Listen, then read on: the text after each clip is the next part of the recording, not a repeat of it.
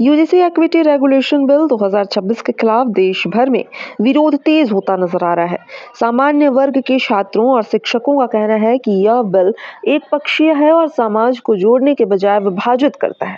आलोचकों के मुताबिक बिल में भेदभाव के लिए सामान्य वर्ग को जिम्मेदार ठहराने की धारणा पेश की गई है, जो छात्रों में असुरक्षा की भावना पैदा करती है।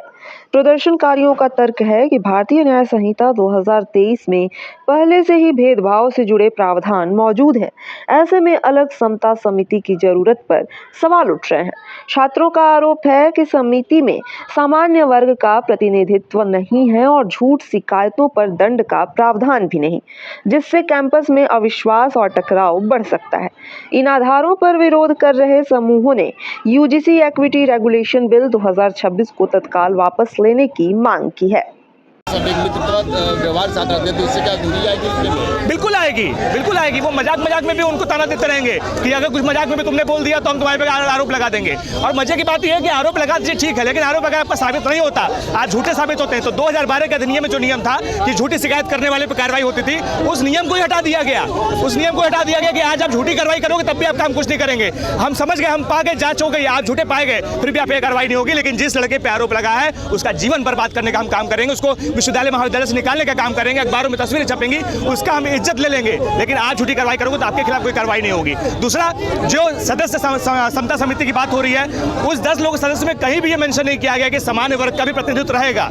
वो कहते हैं कि सर बाकी लोग तो रहेंगे, लेकिन बाकी लोगों में आपने साफ कह दिया कि पिछड़ा वर्ग से प्रतिनिधित्व होना चाहिए, अनुसूचित जाति होना चाहिए, अनुसूचित जनजाति होना चाहिए, महिला होना चाहिए, दिव्यांग होना चाहिए। लेकिन उसमें सामान्य वर्ग के लिए कोई मैंडेटरी नियम नहीं लाया गया है कि सामान्य वर्ग का भी पदाधिकारी होना चाहिए। और अगर आप जातिगत दुर्भावना बात करते हैं, भेदभाव की बात करते हैं, तो अब ये आप सीधे सीधे स्पष्ट कर रहे हैं कि जातिगत भेदभाव सिर्फ सामान्य वर्ग करता आया था और किसी के अंदर जातिगत दुर्भावना नहीं होती थी। जबकि सच्चाई यह है 173% जंप जो सुप्रीम कोर्ट ने आदेश किया है, 173% का जंप आया है शिकायतों में, उसमें सबसे ज्यादा आरोप ओबीसी समाज पर लगा है, न कि सामान्य वर्ग के समाजों में छात्रों पर लगा है। अधिवक्ता आप आगे क्या कार्रवाई करेंगे? बतौर अधिवक्ता हम सभी अधिवक्ता समाज एक जगह बैठेंगे, इकट्ठा होंगे, हमारा बहुत ही गंभीर विचार विमर्श इस पर होगा और कानून की लड़ाई भी हम लड़ने का काम करेंगे। हम सड़क से लेकर सदन तक, सदन से लेकर संसद तक और सदन से उच्च न्यायालय, सर्वोच्च न्यायालय तक जाएंगे, लेकिन इस काले कानून को किसी कम कीमत पर लागू होने नहीं देंगे। ये हमारे बच्चों के साथ, उनकी जिंदगी के साथ, उनके भविष्य के साथ खिलवाड़ करने का काम हो रहा है। हमारा मांग ये है कि अभी जो 13 जनवरी 2026 में यूजीसी कानून में संशोधन हुआ है, हम इसके खिलाफ बैठे। यूजीसी कानून गलत नहीं है,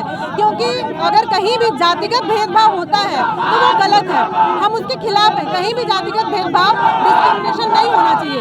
लेकिन अगर वो उसको अगर हथियार की तरह इस्तेमाल किया जाए, क्योंकि एक तरफ जब ये कानून पारित हुआ 2026 में 13 जनवरी को, एक वर्ग को एक सुरक्षा दे दिया गया और दूसरे वर्ग को पूर्ण रूप से असुरक्षित छोड़ दिया गया।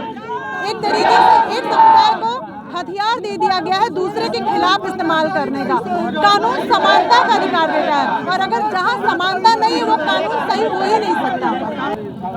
नरेंद्र मोदी जी के द्वारा यूजीसी काला कानून लागू किया गया है।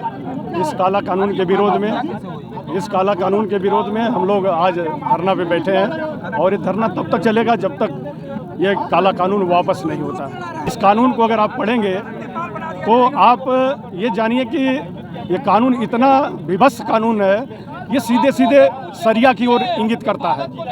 आप ये जान लीजिए कि कोई भी सवर्ण व्यक्ति जिनके बच्चे आज नीट मेडिकल में है या इंजीनियरिंग में है, बिना लोन लिए वो पढ़ाई नहीं कर रहे हैं। और कोई बच्चा अगर लास्ट सेमेस्टर में है, अंतिम सेमेस्टर में है, और कोई भी आरोप लगा देता है उसके ऊपर, वो तुरंत निष्कासित हो जाएगा।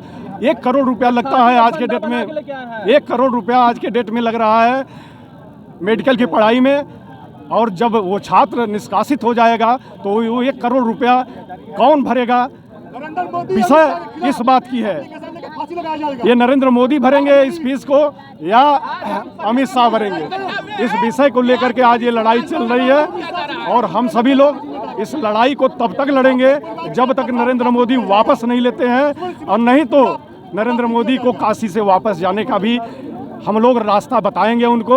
और ये आप लोगों के माध्यम से, न्यूज़ के माध्यम से हम बता देना चाहते हैं कि काशी का युवा जो उनको सम्मान दिया है, वही काशी का युवा, वही काशी का ब्राह्मण अब उनका पिंडदान भी करेगा। जवन पंडित जी बियाह करावन वह भी करन।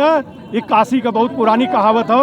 तो नरेंद्र मोदी के ये पता हो जाए कि चाहिए कि अब पिंडदान का समय आ गया हो, अब ही समय हो। भारत के नक्शे में कहीं भी उनके ध्वज का एक भी विधायक नहीं जीतेगा, ये आप जान लीजिए। आप यूपी की बात मत करिए, भारत का नक्शा उठा लीजिए, जो नीला पीला हरा गुलाबी दिखाते हैं उसमें केसरिया दिखाते हैं कि हमारा केसरिया मय हो गया, तो केसरिया मय तो रहेगा ही, लेकिन केसरिया का दूसरा विकल्प होगा, भारतीय जनता पार्टी नहीं होगी।